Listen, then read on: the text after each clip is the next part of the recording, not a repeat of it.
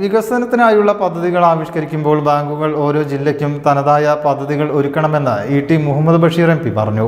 മലപ്പുറത്ത് നടന്ന ജില്ലാതല ബാങ്കിംഗ് അവലോകന സമിതി യോഗം ഉദ്ഘാടനം ചെയ്യുകയായിരുന്നു അദ്ദേഹം. സംസ്ഥാനത്തെ ഓരോ ജില്ലകളിലെയും സാമൂഹ്യ സാമ്പത്തിക മേഖലയിൽ വ്യത്യസ്ത പ്രവർത്തന രീതികളാണ് ഉള്ളത്. ഓരോ ജില്ലയ്ക്കും തനതായ പദ്ധതികളാണ് ബാങ്കുകൾ ആവിഷ്കരിക്കേണ്ടതെന്നും ഇ.ടി. മുഹമ്മദ് ബഷീർ എം.പി. പറഞ്ഞു.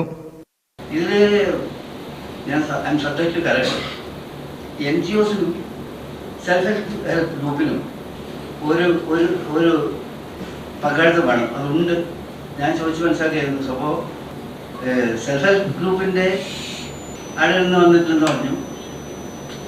NGOസിൻ്റെ വന്നിട്ടുണ്ടോ എനിക്കറിയില്ല. NGOസിനെ പ്രതിനിധിച്ച് ആരും എത്തിയിട്ടുണ്ടോ മീറ്റിങ്ങിന്? നോട്ട് ഈ NGOസ് എന്ന് പറയുന്നത് ഇത്തരം പദ്ധതിയിലെ വളരെ പ്രധാന ഘടകമാണ്. അതിന് ഞാൻ മനസ്സിലാക്കുന്നിടത്തോളം വെരിഫൈ ഗൈഡ് ലൈൻ. കാരണം എന്തുകൊണ്ടാണ് അവരെ വെക്കണമെന്ന് പറയുന്നത് വെച്ചാൽ അവർക്കാണ് ഫീൽഡിലെ ബസ്സുകൾ കൂടുതൽ അറിയാം. അവർ നമ്മുടെ ഈ പല ബസ്സുകളും അവർ കൈകാര്യം ചെയ്തുകൊണ്ടിരിക്കില്ല.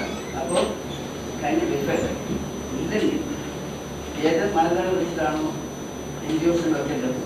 കാരണം നമ്മൾ എടുക്കുന്ന പദ്ധതി ഞാൻ എടുത്തത് വിശകലനം ചെയ്തിട്ടുണ്ട്. അവരുടെ കയ്യിലായിരിക്കും അതും കൂടി പരിശോധിച്ചാൽ അങ്ങനെയാണെന്നുണ്ടെങ്കിൽ നമ്മൾ മീറ്റിംഗ് എന്താവുള്ളൂ ഫലപ്രദമായി തീരും. അപ്പോൾ മറ്റു കാര്യങ്ങളൊക്കെ തന്നെ ഇവിടെ ആനുപാലത്താക്കിയിരിക്കുന്ന കാര്യം അതുപോലെ സംഗതികളെല്ലാം തന്നെ വളരെ പ്രധാനപ്പെട്ടതാണ്. നമ്മൾ ഇതിൻ്റെ ഈ മലപ്പുറത്തിൻ്റെ ഒരു സാഹചര്യം നമ്മൾ ശരിയാണ്. ഇവിടെയൊക്കെ പ്ലാനിങ് നിങ്ങളെല്ലാം പ്ലാനിങ് രംഗത്ത് വളരെ സജ്ജമാണ്.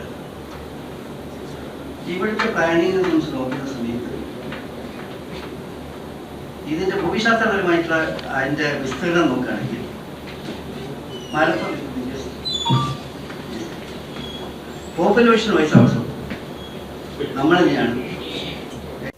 യോഗത്തിൽ അഡീഷണൽ ജില്ലാ മജിസ്ട്രേറ്റ് N.M. മെഹർ അലി അധ്യക്ഷനായി.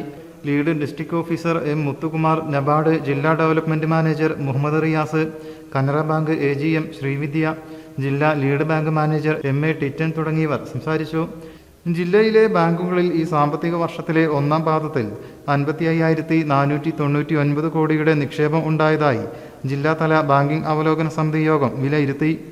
കഴിഞ്ഞ പാദത്തിലേതിനേക്കാൾ 181 കോടി രൂപയുടെ വർധനവാണ് ഇത്തവണ ഉണ്ടായിട്ടുള്ളത്. ഇതിൽ 13,541 കോടി രൂപ പ്രവാസി നിക്ഷേപമാണ്. ജില്ലയിലെ മൊത്തം വായ്പകൾ 37,464 കോടി രൂപയുമാണ്. എല്ലാ താലൂക്കുകളിലും നടന്നുവരുന്ന റവന്യൂ റിക്കവറി അദാലത്തുകളിൽ ബാങ്കുകൾ പ്രാതിനിധ്യം ഉറപ്പാക്കണമെന്നും യോഗം ആവശ്യപ്പെട്ടു. News bureau, Malappuram.